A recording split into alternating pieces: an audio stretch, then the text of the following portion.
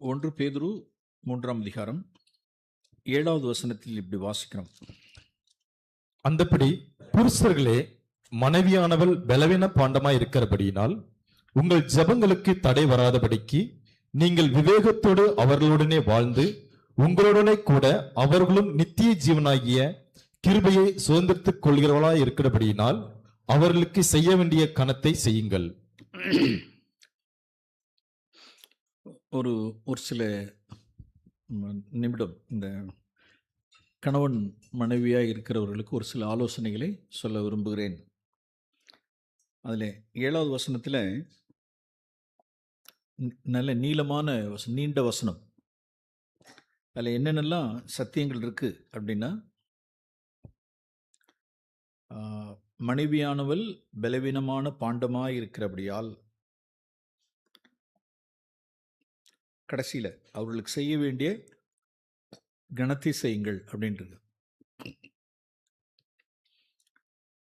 இன்னொரு சத்தியம், நீங்கள் விவேகத்தோடு அவர்களுடன் வாழணும், லிவிங் இன் அன் அண்டர்ஸ்டாண்டிங் வே அப்படின்னு வாசிக்க 2வது சத்தியம்.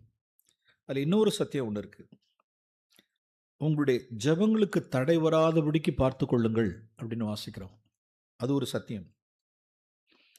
உங்களுடனே கூட அவர்களும் நித்திய ஜீவனாகிய கிருபையை சுதந்திரித்துக் கொள்ளுகிறவர்கள் அப்படின்னு வாசிக்கிறோம். ஸோ இதில் இத்தனை சத்தியங்கள் இருக்குதுல்ல, அதில் நான் ஒன்றே ஒன்று மட்டும் எடுக்கிறேன். ஒரு கொஞ்ச நேரத்துக்கு நாம் இந்த வசனம் அதில் இந்த இடையில் என்ன இருக்குது அப்படின்னா, உங்கள் ஜெபங்களுக்கு தடை வராதபடிக்கு அப்படிங்கிற அந்த வார்த்தை 7வது வசனம் புருஷர்களுக்கு உண்டான வசனத்தில் இருக்கிறபடினால் அநேக மனைவிமார்கள், அநேக சகோதரிகள், ஸ்திரீகள், மனைவிமார்கள் இந்த வசனத்தை இப்படி சொல்லுவாங்க. இப்படி சொல்லி நான் கேள்விப்பட்டிருக்கேன். இங்கே பாருங்கங்க, எப்படிங்க பாருங்கல்ல, இங்கே பாருங்கங்க, நீங்கள் எனக்கு செய்ய வேண்டிய கணத்தை என்ன செய்ய தவறிட்டீங்கன்னா உங்கள் ஜெபத்துக்கு தடை வரும் அப்படின்னு வேதம் சொல்லுது பாருங்க அப்படின்னு சொல்லிட்டு, இந்த வேதத்தை சரியாக புரிந்து கொள்ளாதனுடைய விளைவு. இந்த வசனம் புருஷனுக்கு அப்படின்னு எடுத்துக்கொள்ளுகிறவர்கள் எக்கச்சக்கமாக இருக்காங்க. இது புருஷனுக்குரிய வசனம் அப்படின்னு. நோ நோ நோ நோ, அவங்க ராங் அண்டர்ஸ்டாண்டிங். உங்களுடைய ஜெபத்திற்கு தடை வராதபடிக்குங்கிற வசனம் சரியாக ஆங்கில மொழிபெயர்ப்பினுடைய சரியான இந்த டெக்ஸ்டில் அது மனைவிக்கும் புருஷனுக்கும் சேர்த்து சொல்லப்பட்ட வசனம். சிஸ்டர்ஸ், இந்த வசனம் உங்களுக்கும் உண்டு, யாருக்குன்னு எடுத்துக்காதீங்க. இது நாள் வரைக்கும் யாருக்குன்னு எடுத்திருந்தா புருஷனுக்குரிய வசனம். பாருங்க, நீங்கள் என்ன கனப்படுத்தலைன்னா உங்களுடைய ஜெபம் ஆண்டவர் கேட்க மாட்டார் அப்படின்னு இது வரைக்கும் உங்களுடைய மைண்டில் இருந்துச்சுன்னா தொடச்சி எடுத்துருங்க. இந்த வசனம் யாருக்கும் உண்டு அப்படின்னா பாருங்களேன், முதல் 6 வசனம் ஆவியானவர் சகோதரிகளுக்கு தான் எழுதி வச்சிருக்கிறார். எத்தனை வசனம்? 6 வசனம். புருஷர்களுக்கு எத்தனை வசனம் தான் சொல்லப்பட்டிருக்கு? 1 தான். பாருங்க, இதுலேயே வித்தியாசத்தை பாருங்க, எவ்வளோ தேவைப்படுது பாருங்க உங்களுக்கு. ஆவியானவர் எத்தனை எழுதி வச்சிருக்காருன்னா 1வது வசனத்திலிருந்து 1, 2, 3, 4, 5, 6 வசனம் சொல்லிட்டு, இப்போ உங்களுக்கு என்ன அப்படின்னா, உங்களுடைய ஜெபங்களுக்கு தடை வராதபடிக்கு நீங்கள் எடுத்துக்கணும். இப்போ புருஷர்களுக்கு எப்படி எடுக்கணும் அப்படின்னா, மனைவி பலவீனமான பாண்டமாக இருக்கிற அப்படின்னால் அவர்களுக்கு செய்ய வேண்டிய கணத்தை செஞ்சிருங்க, ஒரு விவேகத்துடன் அவர்களுடன் வாழுங்க. அப்படி செய்ய தவறிட்ட அப்படின்னா உன்னோட ஜெபம் என்ன செய்யப்படாது, கேட்கப்படாது, தடை வரும் அப்படின்னு புருஷனுக்கு சொல்லப்படுறது. இப்போ புரிஞ்சுக்கிட்டீங்களா? ஆங்கில வேதாகமத்தில் அது கரெக்டாக இருக்குது. கொண்டு போய் கடைசியில் 6, 7 வசனத்தை முடிஞ்சிட்டு, so that your prayers may not be hindered, உங்களுடைய ஜெபங்கள் தடை வராதபடிக்கு. அப்போ இந்த ஒரு காரியத்தை மட்டும் நான் சொல்லி முடிக்கிறேன். நம்மளுடைய ஜெபங்கள், அது புருஷனுடைய ஜெபமாக இருந்தாலும் சரி, மனைவியினுடைய ஜெபமாக இருந்தாலும் சரி, நம்மளுடைய ஜெபங்களுக்கு தடை வரக்கூடாது. நான் ஏற்கனவே காலையில் சொன்னது போல தான், நாம் ஜெபம் பண்ணா அந்த ஜெபம் கேட்கப்படணும், அடப்படக்கூடாது. ஜெபிக்காமல் பரத்திலிருந்து ஏதாவது ஒரு நன்மையை, ஏதாவது ஒரு கிருபையை, மிக குறைவான ஒரு கிருபை, ஒரு ஈவை பரத்திலிருந்து கொண்டு வர முடியுமான்னு கேட்டால் கொண்டு வர முடியாது. we should pray. நாம் ஜெபம் பண்ணி தான் பரத்திலிருந்து வரணும். ஆனால் அந்த ஜெபம் என்ன செய்யாது அப்படின்னா கேட்கவே படாது. அந்த ஜெபம் கேட்கப்படாமல் பிசாசு என்ன செஞ்சிடறான்னா தடுத்துறான். ஸோ நாம் புத்தியினர்களாய் மதியினர்களாய் கடந்த நாட்கள் இருந்தது போல் இராதபடிக்கு, கணவனுக்கும் இந்த வார்த்தை தான், புருஷனுக்கும் இந்த மனைவிக்கும் இந்த வார்த்தை தான், நம்மளுடைய ஜெபங்கள் என்ன செய்யப்படக்கூடாது சொல்லுங்க, தடை வரக்கூடாது. யாருக்கும் உண்டு, யாருக்கும் உண்டு, புருஷனுக்கு உண்டு, மனைவிக்கு உண்டு. முதல்ல புருஷர்களுக்கு முதல்ல நான் முடிச்சிடுறேன். நம்மளுடைய ஜெபம் தடை வருமான வேதத்தில் நிறைய காரியங்கள் இருக்கு. உங்களுக்கு 2-3 வசனங்களை மட்டும் காண்பிக்கிறேன். இப்படி இருப்போமானால், இப்படி இருந்துச்சு அப்படின்னா நம்மளுடைய ஜெபம் என்ன செய்யாது அப்படின்னா கேட்கப்படாது. ஒன்றுன்னா உங்களுக்கு சொல்றேன், இது அவர்களுக்கு செய்ய வேண்டிய கணத்தை செய்யலைன்னா நமக்கு என்ன வராது அப்படின்னா ஜெபம் கேட்கப்படாதுங்கிறதுக்கு நான் அடுத்து சொல்றேன். முதல்ல சீக்கிரமா எடுக்கிறீங்களா? ஒரு சில காரியங்கள்ல மல்கியாவின் புஸ்தகம், சீக்கிரமாய் திருப்போம். மல்கியா 2ஆம் அதிகாரம், பழைய ஏற்பாட்டில் கடைசி புஸ்தகம். இப்போ நம்ம சொல்றதெல்லாம் புருஷர்களுக்கு சொல்றோம். மல்கியாவின் புஸ்தகம் 2ஆம் அதிகாரம், எடுத்தவங்க 14ஆம் வசனமும் 15ஆம் வசனம் வாசிங்க. ஏன் என்று கேட்கிறீர்கள், கர்த்தர் உனக்கும் உன் இளவயதின் மனைவிக்கும் சாட்சிகளாய் இருக்கிறார். ஏன் கேட்கிறாருன்னா 13 கூட படிச்சிருங்க. ஓகே. நீங்கள் 2ஆம் தரமும் இதை செய்து கர்த்தருடைய பீடத்தை கண்ணீர்களினாலும் அழுகையினாலும் பெருமூச்சியினாலும் நிரப்புகிறீர்கள். ஆகையால் அவர் இனி காணிக்கையை மதியார், அதை உங்கள் கைகளில் பிரியமாய் ஏற்றுக்கொள்ள மாட்டார். அதாவது என்னன்னா, மல்கியா தீர்க்கதரிசியினுடைய காலத்தில் இஸ்ரவேலருடைய காணிக்கை, ஜெபம் எதுவுமே கர்த்தர் என்ன செய்யலன்னா ஏற்றுக்கொள்ளல. ஜனங்களுக்கு என்ன ஆயிடுச்சுன்னா, தீர்க்கதரிசி சொல்றார் மல்கியா, ஏய் உன்னுடைய ஜெபம், உன்னுடைய காணிக்கை எதுவுமே ஆண்டவர் மதிக்கல மேன், ஆண்டவர் ஏற்றுக்கொள்ளவே இல்லை. உடனே அவங்க கேள்வி கேட்குறாங்க 14ஆம் வசனத்தில், ஏன் அப்படின்னு கேட்குறாங்க. மல்கியா தீர்க்கதரிசிட்ட ஏன் எங்களுடைய காணிக்கை, எங்களுடைய ஜெபம் ஏற்கப்படலை அப்படின்னு கேட்கும் பொழுது, ஏன் என்று கேட்கிறீர்கள், கர்த்தர் உனக்கும் உன் இளவயதின் மனைவிக்கும் சாட்சியாய் இருக்கிறார். உன் தோழியும் உன் உடன்படிக்கையின் மனைவியாகிய அவளுக்கு நீ துரோகம் பண்ணினாயே. அடுத்தது 15ஆம் வசனத்தினுடைய பிற்பகுதி, ஒருவனும் தன் இளவயதின் மனைவிக்கு துரோகம் பண்ணாதபடிக்கு உங்கள் ஆவியை குறித்து எச்சரிக்கையாய் இருங்கள். 16ஆம் வசனத்தினுடைய பிற்பகுதி, ஆகையால் நீங்கள் துரோகம் பண்ணாமல் உங்கள் ஆவியை குறித்து எச்சரிக்கையாய் இருங்கள். ஏப்பா, அப்ப 14ஆம் வசனம், 15ஆம் வசனம், 16, ஒரே ஒரு காரியத்தை 3 தடவை சொல்லப்பட்டிருக்கு. உன் மனைவிக்கு துரோகம் பண்ணிடாத. உன் இருதயத்துல, உன் ஆவியில கூட உன் மனைவிக்கு துரோகம் பண்ணிடாத. உன் இருதயத்துல, ஆவியில துரோகம் பண்ணாத, துரோகம் பண்ணாத, துரோகம் பண்ணாத. 3 தடவை. அப்படி யார் யாரெல்லாம் தங்களுடைய மனைவிக்கு துரோகம் பண்ணுகிறார்களோ, இருதயத்துல, வெளியில இல்ல, இருதயத்துக்குள்ளார, சிந்தையில், பார்வையில், ஆவியில துரோகம் பண்ணுகிறார்களோ, அவர்களுடைய காணிக்கை, அவருடைய ஜெபம், அவருடைய ஊழியம் எதையுமே ஆண்டவர் என்ன செய்யறது இல்லைன்னா மதிக்கிறது இல்லை. அப்ப நாம் எவ்வளவு சர்வ ஜாக்கிரதை உள்ளா இருக்கணும் நம்முடைய ஆவியை குறித்து. நாம் மனைவிக்கு அந்தரங்கத்தில் பார்க்கிற பிதாவுக்கு, மனைவிக்கு தெரியாது. நாம் இருதயத்துல, ஆவியில ஜாக்கிரதையா இருக்கணும். வேதம் என்ன சொல்லுது அப்படின்னா 14ஆம் வசனத்துல, உன் இளவயதின் மனைவிக்கு சாட்சியா இருக்கிறார், அவள் தான் உன்னுடைய தோழி. இளவயதின் மனைவி அப்படின்னு போட்டிருக்கு. அப்படின்னா திருமணமாகி எத்தனை ஆண்டுகள் ஆனாலும் சரி, சிலர்லாம் என்ன செஞ்சிருவாங்க அப்படின்னா, சிலர் இல்லை, அநேகர் இளவயது ஓகே, வயது முதிர்வு ஆயிடுச்சு, வயது முதிர்வு ஆக ஆக ஆக ஆக தங்களுடைய ஆரம்பத்தில் இளவயதுல பார்த்த மனைவி போல கடைசியில் இருக்க முடியாது. வயது ஆக ஆக ஆக அவர்கள் என்ன செஞ்சிருவாங்க அப்படின்னா, அவர்கள் கண்ணு அலைய ஆரம்பிச்சிடும். அநேக புருஷர்கள் ஏதாவது போய் செக்ஸுவல் அடிக்ஷன்ல போய் ஏதாவது போர்னோகிராஃபி, ஆபாசத்தில் உட்காந்து பார்க்கறது, சிலர் தவறுறது, எல்லாம் உண்டா அப்படின்னா உலகத்துல உண்டு. அந்த இளவயதின் மனைவியே பார்த்துக்கிட்டு இருக்க முடியாது. வயது ஆன புறம்பான மனுஷனானது அழியும், முடி கொட்டலாம், சுருங்கலாம், வியாதிப்படலாம், பலவீனம் ஆகலாம். உடனே அவர்களுக்கு என்ன நினைச்சுக்கிட்டு இருப்பாங்க அப்படின்னா, அவருடைய கண்ணு உண்மை இல்லாதபடிக்கு அவருடைய ஆவியில ஒரு துரோகம் வரும். அப்ப இப்படிப்பட்ட துரோகம் உள்ளார நடக்குமானால் இந்த ஜெபம் மேலே ஏறடாது, வானம் க்ளோஸ் ஆயிடும். அப்ப இருதயத்துக்குள்ளற துர்மனசாட்சி.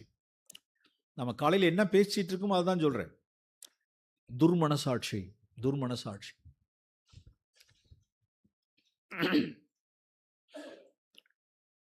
நான் ஏற்கனவே சொல்லக்கூட நீங்க கேள்விப்பட்டிருப்பீங்க. மறுபடியும் நான் சொல்ல விரும்புகிறேன். அதாவது இஸ்ரவேலர்கள் வனாந்தரத்துல கொஞ்சம் பாருங்க. என்னாகும் புஸ்தகம் 11ஆம் அதிகாரம். என்னாகும் புஸ்தகம் 11ஆம் அதிகாரம்.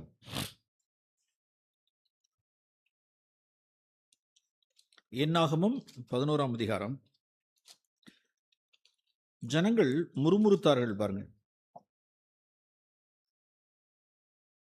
6ஆம் வசனத்தில் வாசிக்கிறோம். இப்பொழுது 11:6 நம்முடைய உள்ளம் என்ன செய்கிறது? வாடி போகிறது. இந்த மன்னாவை தவிர நம்முடைய கண்களுக்கு முன்பாக வேறொன்றும் இல்லையே என்று சொன்னார்கள். அந்த மன்னா கொத்துமல்லி விதையும் மாத்திரமும் அதன் நிறம் முத்து போலவும் இருந்தது.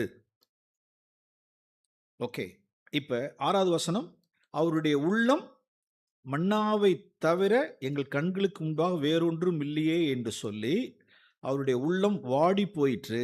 5ஆம் வசனத்தில் வாசிக்கிறோம், அவர்கள் எகிப்திலே கிரயம் இல்லாமல் சாப்பிட்ட மச்சம், அதாவது மீன், வெள்ளரிக்காய், கும்மட்டிக்காய், கீரை, வெங்காயம், வெள்ளை பூண்டுகளை நாங்கள் என்ன செய்கிறோம்? நினைக்கிறோம். இவர்களுக்கு சிந்தை எங்க போயிடுச்சு சொல்லுங்க? எங்க போயிடுச்சு? எகிப்துக்கு போயிடுச்சு. ஏன் அப்படின்னா, இப்ப வருஷம் 40 வருஷம் ஆயிடுச்சு. இந்த வனாந்தரத்தில் அவர்கள் 40 வருஷமா காலையில பொழுது விடிஞ்ச உடனே எது மூஞ்சில தான் போய் முழிக்கணும் சொல்லுங்க? ஏன்னா சூரியன் வந்ததுக்குள்ளார என்ன செஞ்சிடணும்? அதை பொறிக்கணும். சூரியன் வந்தா உருகிடும். சூரியன் வர்றதுக்கு முன்னவே அதிகாலையிலே போய் வெளுக்கிற நேரத்தில் போய் மண்ணா மூஞ்சில முழிச்சு மண்ணாவை பொறுக்கிட்டு வந்துடணும். ஒன்று. 40 வருஷத்துக்கு ஒரே டேஸ்ட், 40 வருஷத்துக்கு ஒரே சைஸு, 40 வருஷம் ஒரே கலரு, ஒரே டேஸ்ட், ஒரே சைஸு பார்த்து அவனுக்கு என்ன ஆயிடுச்சுன்னா சலிச்சு போச்சு. இப்படி சலிச்சு போன உடனே அவன் எதை நினைக்க ஆரம்பிச்சிட்டான்? எதை? எகிப்தில் உள்ள வெங்காயம், வெள்ளைப்பூண்டு, வெள்ளரிக்காய், இதை நினைக்க ஆரம்பிச்சிட்டான். அதான் இச்சை. அதான் தேவன் தந்தருளின மன்னாவுல என்ன செய்யல, அவனுக்கு திருப்தி இல்லை. சதா அப்படிங்கிறது போல இன்றும் இந்த சத்தியத்தின்படி நம் மத்தியிலும், I am sorry to say this, நம் மத்தியிலும், அது கிறிஸ்தவர்கள் இந்துக்கள்லாம் கிடையாது, இது காமனா நடக்கிறது. இத்தனை வருஷங்கள் ஆயிடுச்சு, கல்யாணம் ஆகி 20 வருஷம் 15 வருஷம் 30 வருஷம் ஆனதுக்கு அப்புறம் ஒரே மனைவியை பார்த்து பார்த்து பார்த்து பார்த்து என்ன ஆயிடுச்சு சொல்லுங்க பார்ப்போம்? உள்ளம் வாடி போகிறது, சலிச்சு போச்சு. ஒரே மனைவியை பார்த்து பார்த்து பார்த்து மூஞ்சில முழிச்சு பார்த்து பார்த்து பார்த்து சலிச்சு போய் சிலர் இல்ல, அநேகர் எதை நினைத்து கொண்டிருக்கிறார்கள்? உலகத்தில் உள்ள, எகிப்தில் உலகத்தில் உள்ள வெங்காயத்தையும் வெள்ளரி பூண்டையும் வெள்ளைக்காய்களையும் வெள்ளரிக்காவில் என்ன செஞ்சுட்டு இருக்காங்க? அவர்கள் நினைத்து கொண்டிருக்கிறார்கள். அது துரோகம். எஸ், இன்னைக்கு எதை பார்க்கலாம்? எந்த வெள்ளரிக்காய் பார்க்கலாம், எந்த வெள்ளை பூண்டை பார்க்கலாம், எந்த கும்மட்டிக்காயை பார்க்கலாம் அப்படின்னு சொல்லிட்டு மனைவிக்கு தெரியுமான்னு கேட்டால் மனைவிக்கு தெரியாது. ஒரு விதமான சலிப்பு, ஏதோ ஒரு காரியத்தின் நிமித்தமாய். அப்ப நினைவு கூறுகிறவர்கள் அவர்கள் எல்லாம் நினைப்பு தான். அப்படி நினைக்கிறவர்கள், ஆவியில தடுமாறுகிறவர்கள், அவர்கள் கண் போடுகிறவர்கள், பிறருடைய மனைவியோடு கூட தங்களை ஒப்பிட்டு பார்க்கிறவர்கள், பிறருடைய அழகை இச்சிக்கிறவர்கள், பேச விரும்புகிறவர்கள், கிட்ட நெருங்குகிறவர்கள், ஆபாசம் பார்க்கிறவர்கள், அத்தனை பேரும் கர்த்தர் இரட்சகருமாகிய இயேசு கிறிஸ்துவின் நாமத்தில் சொல்லுகிறேன், துரோகிகள், உண்மை இல்லாதவர்கள். இப்படிப்பட்ட துர்மனசாட்சி உடையவர்களாய் இருக்கிறவர்களுக்கு வானம் என்னவா இருக்கும் அப்படின்னா அடைப்பட்டு இருக்கும். அவர்களுக்கு ஜெபம் என்ன செய்யாது? அவருடைய ஜெபம் மேல கேட்கப்படாது. உங்களுடைய ஜெபத்துக்கு தடை வராதபடிக்கு அப்படின்னா நம்முடைய உள்ளம் நம்முடைய மனைவிக்கு எத்தனை ஆண்டுகள் ஆனாலும் சரி துரோகம் பண்ணிடாதபடிக்கு இருக்கணும். இருதயத்தில் கூட நாம் தள்ளிடாம இருக்கணும். யாரையும் கம்பேர் பண்ணாம இருக்கணும். கம்பேர் பண்ணாமல், ஒப்பிடாதபடிக்கு, ஆண்டவரே உமக்கு ஸ்தோத்திரம், என் மனைவிக்காக ஸ்தோத்திரம், என் மனைவிக்காக ஸ்தோத்திரம், என்னுடைய உண்மையான தோழி, அவள் தான் தோழி, she is my best friend அப்படின்னு இருக்கணும். ஒவ்வொரு புருஷனுக்கும் இந்த வார்த்தை இதயத்தில் வைப்பார்களாக. எவ்வளவு காலங்கள் ஆனாலும் சரி, ஆண்டவரே என் மனைவியிடத்தில் நான் சலித்து கொள்ளாமல், தலையில் அடிச்சுக்காம, அப்படிலாம் இருக்காங்க. அப்படி இல்லை, அவர்களை நாம் துரோகம் பண்ணாதபடிக்கு நம்ம இருதயத்தில் காத்துக்கொள்வோம். 2வது சத்தியம், 1 தீமோத்தேயின் புஸ்தகம் 2ஆம் அதிகாரம். 1 தீமோத்தேயின் புஸ்தகம் நம்மளுடைய ஜெபங்களுக்கு தடை வராதபடிக்கு புருஷர்கள் என்ன செய்யணுமா? 1 தீமோத்தேயு 2ஆம் அதிகாரம் 8ஆம் வசனம் எடுத்தவங்க வாசிங்க. புருஷர்களே புருஷர்கள் வாசிக்கிட்டோம்.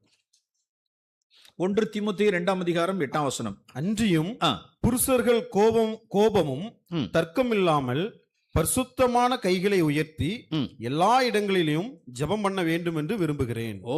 அப்ப நம்மளுடைய ஜெபம், நாம் ஜெபம் பண்ணணும். நம்முடைய கைகளை உயர்த்தி, எப்படிப்பட்ட கைகளை உயர்த்தி? பரிசுத்தமான கைகளை உயர்த்தி நாம் ஜெபம் பண்ண வேண்டும் என்று விரும்புகிறேன். அப்ப இந்த எழுதப்பட்ட இந்த வசனத்தின் அடிப்படையில் இங்க எது பரிசுத்தமான கைகள்? புருஷர்கள் சொல்லுங்க பாப்போம்.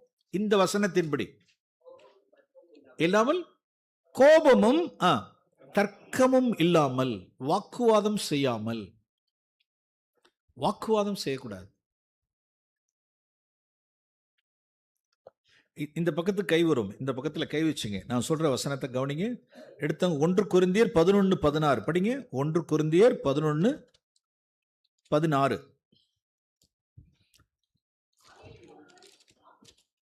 ஆகிலும் ஒருவன் 1 கொரிந்தியர் 11:16.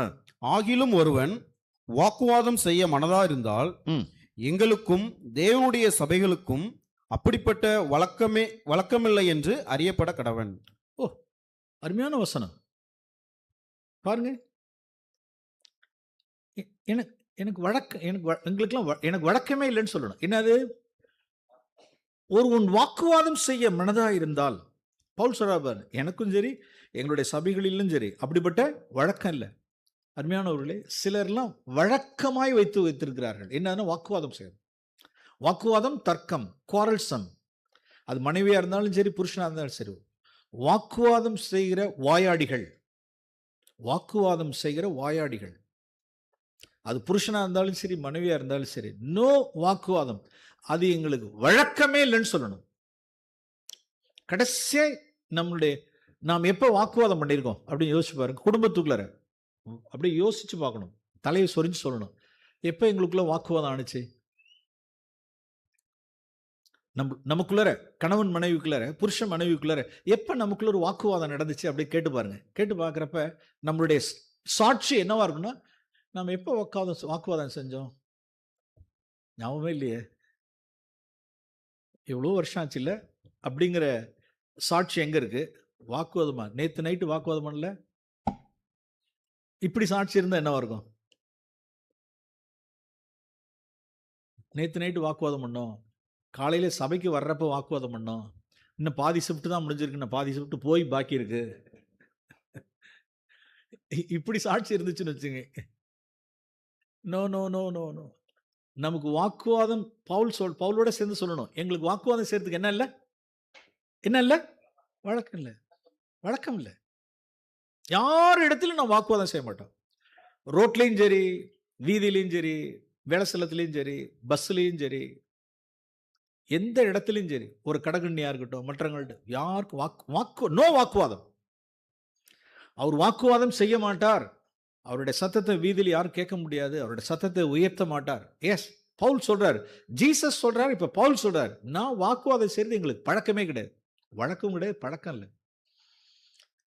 விசேஷமாய் புருஷர்கள் வாக்குவாதம், தர்க்கம், கோபிக்கிறவர்கள், குற்றப்படுத்துகிறவர்களாய் இருப்பார்களானால் அவர்கள் கையை என்ன செய்ய முடியாதுன்னா உயர்த்த முடியாது.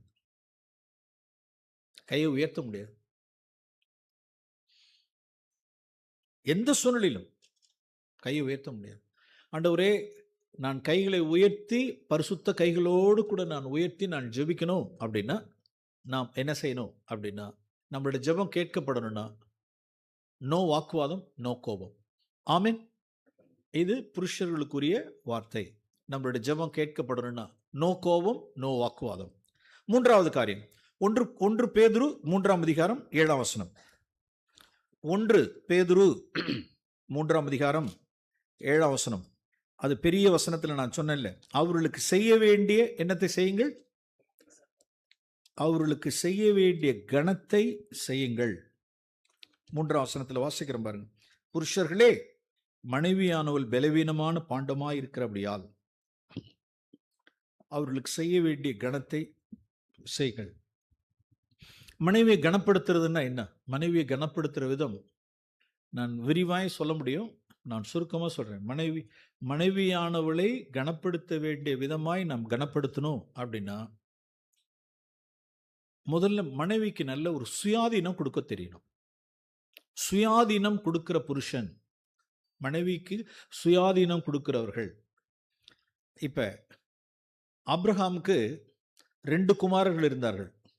ஒருவன் யார்? இஸ்மவேலன், இன்னொன்று ஈசாக். இஸ்மவேலன் யாரிடத்தில் பிறந்தால் போட்டிருக்குன்னா அடிமையானவரிடத்தில் பிறந்தான். ஓகே.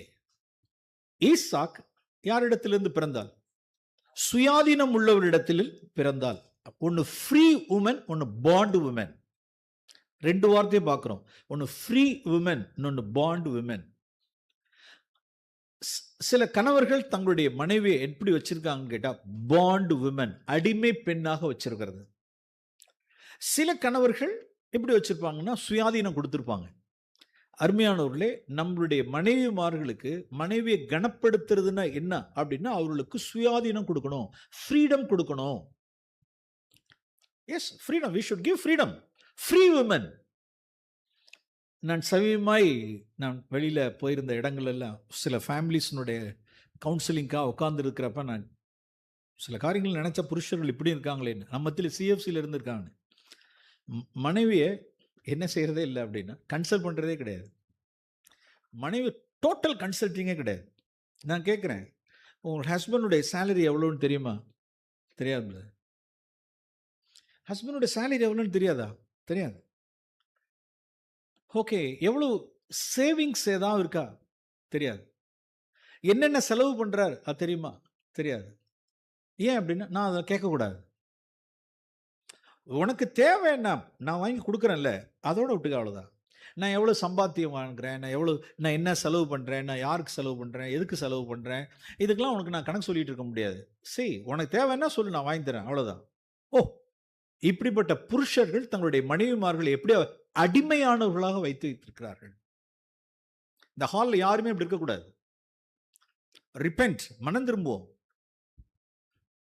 எவ்வளவு சேவிங்ஸ் கூட தெரியாது. நோ சேவ், என்ன பண்றாரு தெரியாது.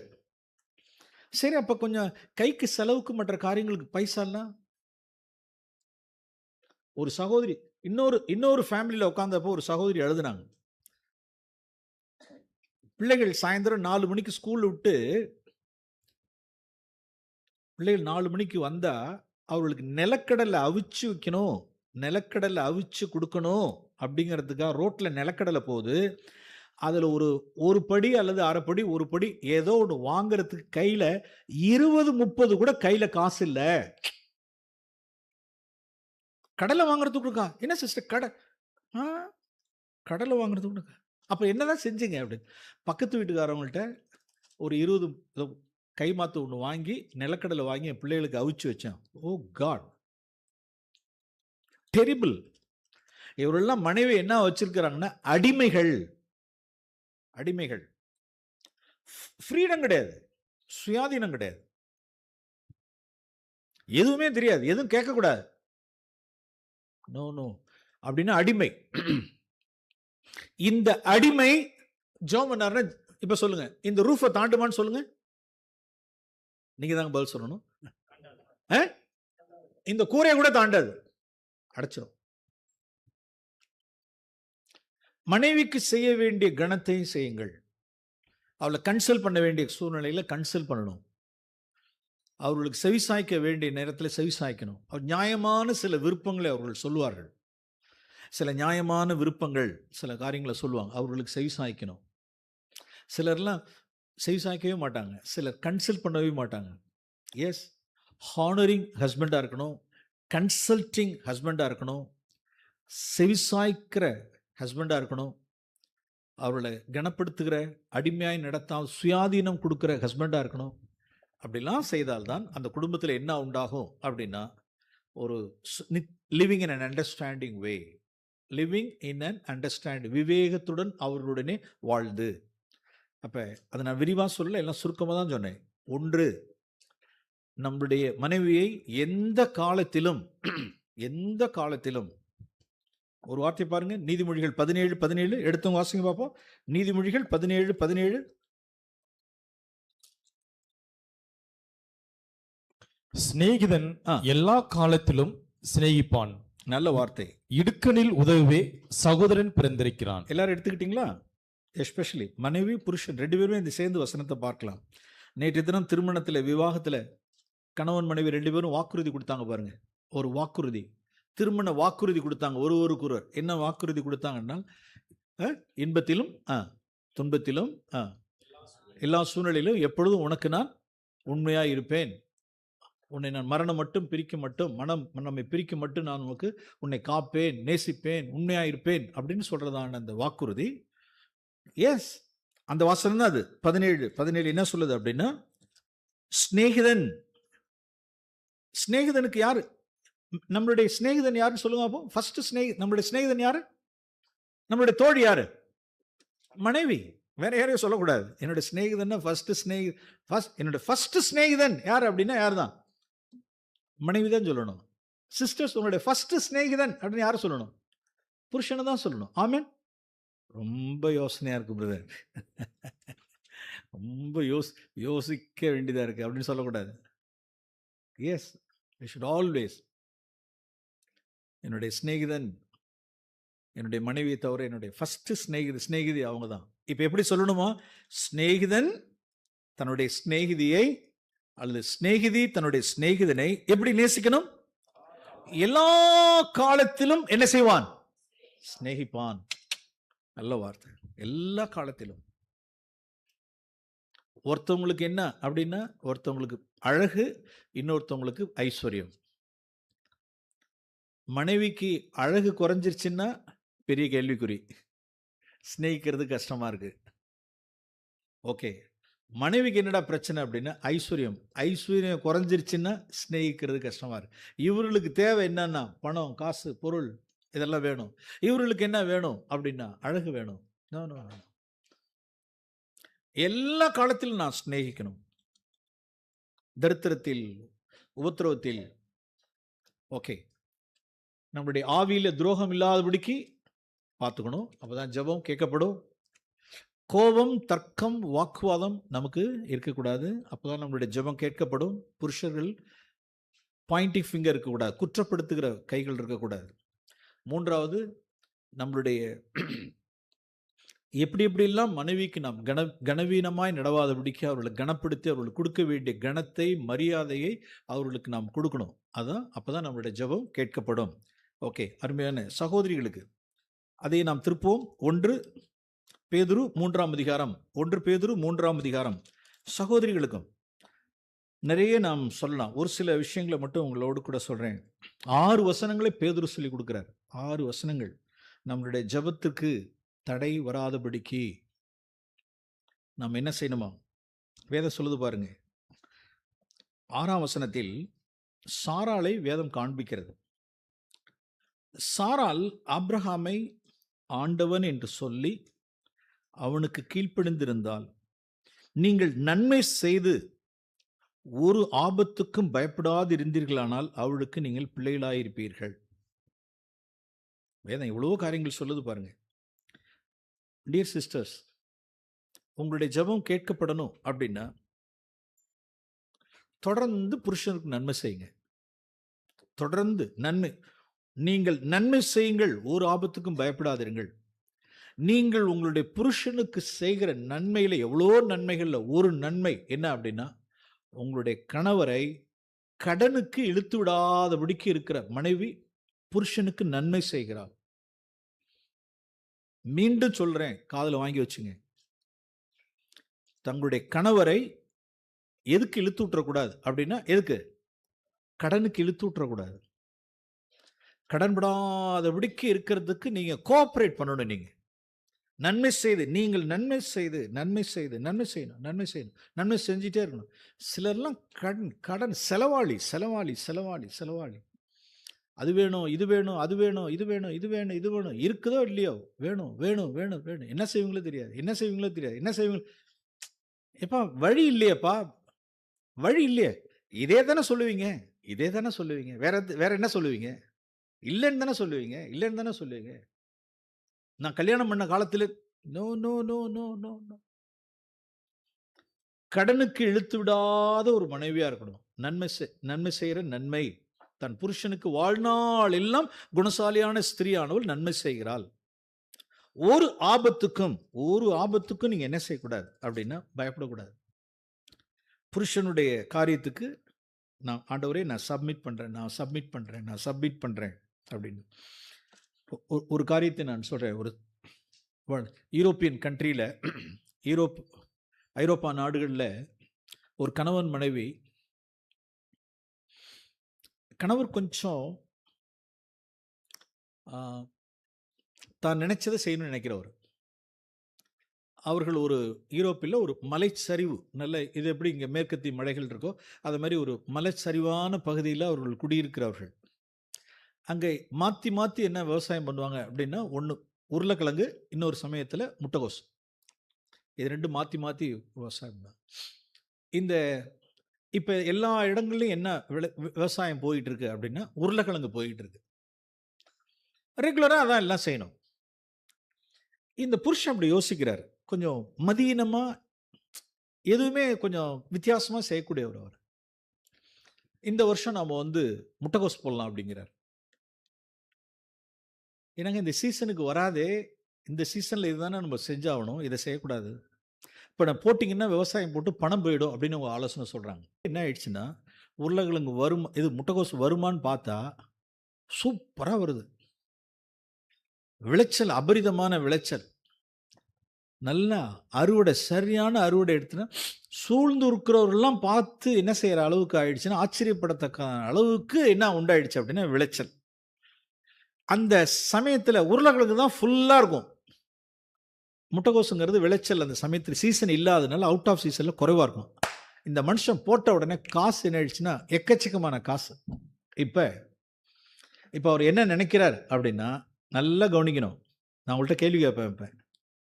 புருஷன் என்ன சொல்கிறார் அப்படின்னா, காலர் தூக்கி விட்றான் மனுஷன், பைத்தியக்காரி சொல்கிற. இப்போ நடந்துச்சா பார்த்தியா? இது யாருடைய யோசனை? ஏன் யோசனை, என்னுடைய காரியம். உன் ஆலோசனை கேட்டிருந்தா என்ன இருக்கும்? எல்லாரும் போடுற மாதிரி தான் போட்டிருப்பேன். இன்னைக்கு பாட்டு விவசாயத்தில் எவ்வளோ காசு போன போக்குவரத்தே அப்படிங்கிறப்ப இந்த சகோதரி அப்படியே நொறுங்கி அப்படியே உள்ளார இருந்துட்டு, ஆவியானவரோ அந்த மூப்பரோ என்ன சொல்கிறாங்க அப்படின்னா, நான் உங்கள்கிட்ட கேட்குறேன், இது அந்த புருஷனுடைய சாதுரியத்தினால விளைஞ்ச விளைச்சலா, இல்லை இந்த மனைவியினுடைய கீழ்ப்படிதலினால ஒரு ஆபத்துக்கும் பயப்படாதபடிக்கு தன் புருஷனுக்கு கீழ்ப்படிந்து தன்னை அலங்கரித்துக்கிட்ட கீழ்ப்படிதலுக்கு கிடைச்ச பரிசா? இவங்க சொல்ல விட நீங்க சொல்லுங்க. இந்த கதை ஞாபகம் வச்சுங்க. என்னைக்குமே நமக்கு ஒரு கதை வரும்ல, நாளைக்கு திடீர்னு என்ன வரும் சொல்லுங்க, ஒரு பயம் வரும்ல. பயப்படாதீங்க. அந்த சமயத்தில் ஒரு ஆபத்துக்கு என்ன செய்யாதீங்க, பயப்படாதீங்க. ஓகே, நான் சப்மிட் பண்றேன். நான் அப்படியே இணங்கி கொடுக்கட்டும். சப்மிட் பண்ணி போறேன்னு வச்சுங்க. உங்களுடைய கீழ்ப்படுதலின் நிமித்தமாய் அவர் மேன்மை பாராட்டிட்டோம், காலரை தூக்கி விடட்டும், நான் தான் அப்படி ஜெயிச்சுட்டு போகட்டும், என்னமோ நடந்துட்டு போகட்டும். இப்ப அது காரியம் கிடையாது. அந்த வீட்ல உங்களுடைய கீழ்ப்படிதலினால் அந்த குடும்பத்துக்கு ஒரு ஆசீர்வாதத்தை நீங்க என்ன செஞ்சிட முடியும்? கொண்டு வந்துட முடியும். ஆமென். இப்ப இவர் காரியமா அது மேட்டர் கிடையாது. உங்களுடைய ஆவியினால் நீங்க ஆசீர்வதிச்சிருங்க. அநேகருக்கு இந்த ஃபார்முலா தெரியறது இல்ல. இந்த ஃபார்முலா சரிக்கு சரி, சரிக்கு சரி, சரிக்கு சரி, சரிக்கு சரி, சரிக்கு சரி.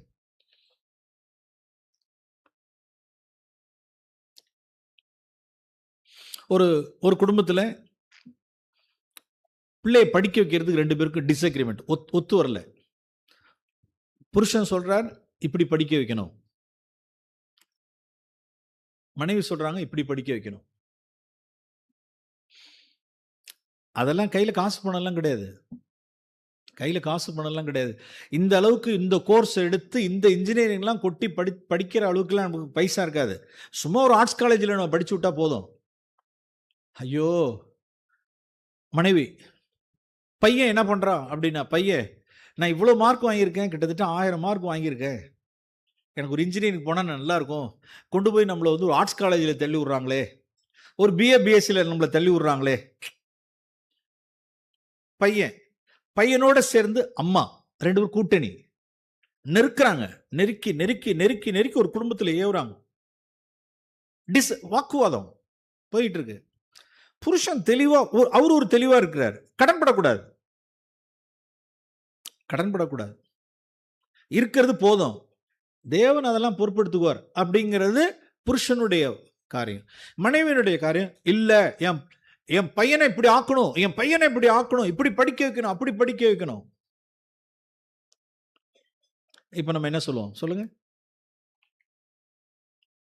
ஒரு ஆபத்துக்கும் வசனம் வரமாட்டேங்குது. ஒரு ஆபத்துக்கும் என்னாமல் பயப்படாமல் புருஷனுக்கு என்ன செய்யணும் சொல்லுங்க? நன்மை செய்து. ரைட் ஆண்டவரே, அந்த பிள்ளைக்கு எப்படி போதிச்சு கொடுக்கணும்? மௌனே, இந்த படிப்பாங்கிறது மேட்டர் இல்லப்பா, அப்பாவுக்கு கீழ்ப்படி, உனக்கு நன்மை உண்டாகும். நான் வந்து நீ விருப்பின உன் பாரிசமா இருந்து அப்பாட்ட நான் பேசி பார்த்தேன், உன் பாரிசமா இருந்து அப்பாட்ட பேசி பார்த்தேன், அப்பா முடியலன்ட்டாங்க, அதனால சோர்ந்து போவாத, உனக்கு நான் என்ன செய்வார்? கர்த்தர் உனக்கு நன்மை செய்வார். எதுவும் ஃபியூச்சர் கொடுத்து யோசிக்காத. ஓகே, தேவன் அப்படிங்கிறப்ப இவங்க என்ன செஞ்சிடறாங்க? அம்மாவும் பிள்ளையும் என்ன செஞ்சிடறாங்க? கீழ்ப்படிஞ்சிடுறாங்க. யாருக்கு நன்மை செய்யறாங்க சொல்லுங்க? யாருக்கு? கணவருக்கு என்ன நன்மை? இழுத்துடல, அப்படியே தன்னை ஒடுக்கி, சரி ரைட் அப்படின்னா. இப்ப அந்த பையனுடைய காரியமும் எனக்கு தெரியும்.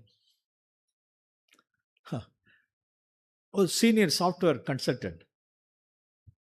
என்னடானா அதெல்லாம் தேவன் பார்த்துருவார்னு வச்சுங்களேன். அதெல்லாம் தேவன் எப்படியாவது, நீங்களும் புருஷன் மனைவி 2 பேரும் நாம் கீழ்ப்படிஞ்சிட்டோம்னு வச்சுங்க, தேவனுக்கு கீழ்ப்படிஞ்சிட்டு, தேவனுடைய இந்த சத்திய வசனத்துக்கு நீங்க கீழ்ப்படிஞ்சிட்டீங்கன்னா, நீங்க எவ்வளவு பணத்தை கொட்டுறீங்க, என்ன படிக்க வைக்கிறீங்கிறதெல்லாம் காரியம் கிடையாது, அது மேட்டர் கிடையாது. இந்த ஏணி ஸ்னேக் அண்ட் லேடர், அது என்ன சொல்றது? அது பரமபதம் போடுவோம், பார்த்துருக்கீங்களா?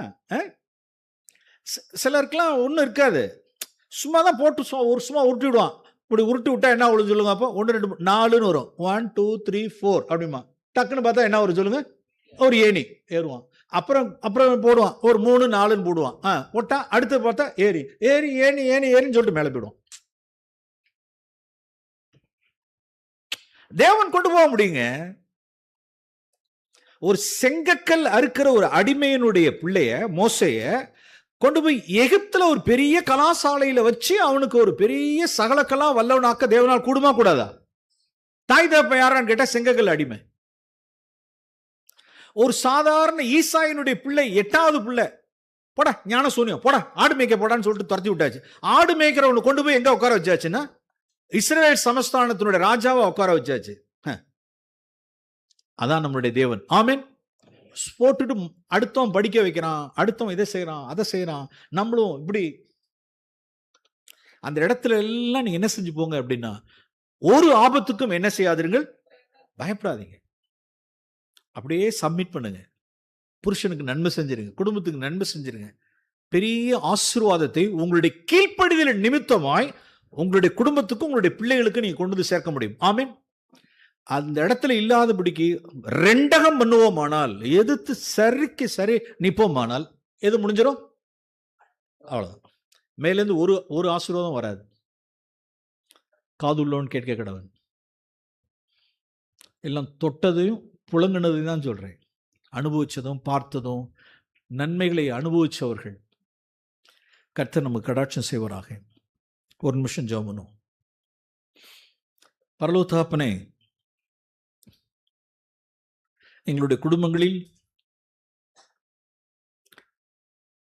புருஷர்களாகிய நாங்கள் எங்களுடைய மனைவிமார்களை கனப்படுத்த வேண்டிய விதமாய் நாங்கள் கனப்படுத்தி, கோபமும் தர்க்கமும் வாக்குவாதம் இல்லாமல் பரிசுத்தமான கைகளை உயர்த்தி, எங்களுடைய இருதயத்திலே ஆவியிலே மனைவிக்கு எந்த வகையிலும் நாங்கள் துரோகம் பண்ணிடாதபடிக்கு உண்மை உள்ளவர்களாக இருந்து நாங்கள் ஜெபிக்கிற ஜெபம் தடையில்லாதபடிக்கு நாங்கள் ஜாக்கிரதையாகட்டும். அருமையான எங்களுடைய சகோதரிமார்கள் தங்களுடைய கீழ்ப்படிதலினால் தங்களை அலங்கரித்துக் கொள்ளட்டும். ஒரு ஆபத்துக்கும் எந்த சூழ்நிலையிலும் பயப்படாதபடிக்கு புருஷனுக்கும் பிள்ளைகளுக்கும் குடும்பத்துக்கும் எப்படி நன்மை செய்யலாம் என்று எந்த காரியத்தை குறித்து பயப்பட வேண்டாம் ஆண்டவரே. எல்லாவற்றுக்கும் என்னுடைய கீழ்ப்படிதலினால் பெரிய ஒரு ஆசீர்வாதத்தை குடும்பத்துக்கு கொண்டு வர முடியும், தேவனால் அற்புதம் செய்ய முடியுங்கிறதான ஒரு ஆவியுடையவர்களாய் வாழ்ந்து எங்களுடைய குடும்பங்களில் திறந்த வானம் எப்பொழுது இருக்கட்டும் ஆண்டவரே. திறந்த வானத்துக்கு கீழாக நாங்கள் பிழைக்கட்டும். நாங்கள் ஏறெடுக்கிற ஜெபம் உங்களுடைய சன்னிதானத்தில் வந்து எட்டட்டும். எனக்கும் எங்கள் யாவருக்கும் கிருபை செய்வீராக. இயேசுவின் நாமத்தில் ஜெபிக்கிறோம் பிதாவே. ஆமென். ஆமென்.